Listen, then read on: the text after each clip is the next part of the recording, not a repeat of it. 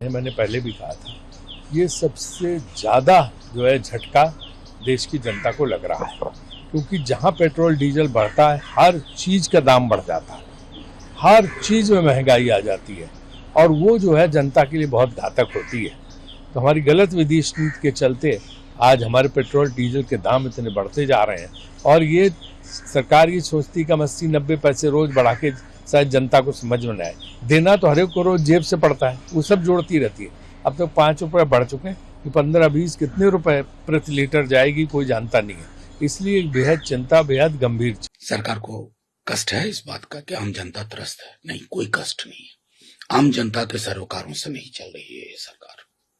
इसे चुनाव जीतने का एक मंत्र आ गया है, वो कैसे संस्थाओं को, संगठनों को मैनेज किया जाए और चुनाव जीत लिया जाए। चुनाव जीत लिया तो लाइसेंस मिल गया कि आप जन विरोधी कोई भी नीति लेते रहे।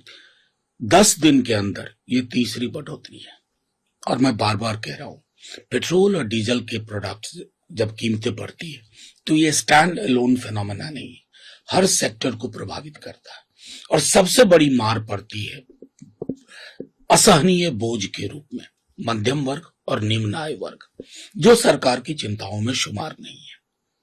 तो कायदे से ये सवाल, काश आपका सवाल बड़े रसूखदार लोग जो सत्ता में हैं उन तक पहुंच जाए और उनका जवाब आ जाए, तो उसमें मुझको शामिल कर लीजिएगा। नहीं, जब से इलेक्शन, अब मिडिल ईस्ट का वॉर तो जब शुरू हुआ, पर हमें ये भी ध्यान रखना होगा कि उस समय पे आने वाले 5 राज्य के चुनाव थे, उसमें सबको कहा गया देखिए कि हम एक्साइज ड्यूटी कम कर रहे हैं, हम सब कर रहे हैं, कोई पेट्रोल की किल्लत नहीं, कोई डीजल की किल्लत नहीं। अभी इंटीरियर महाराष्ट्र में आप देखिए कितनी पेट्रोल की किल्लत है, अभी किसानों को डीजल की जरूरत पड़ेगी, उसमें भी शॉर्टेज पड़ रही है, पर हमें ये बोला जा रहा है कि कोई दिक्कत नहीं है। मारा मारी पे कल लोग उतर आए थे, ये फोटोज गवाह है, पर फिर भी ये कहा जा रहा है कि कोई दिक्कत नहीं है।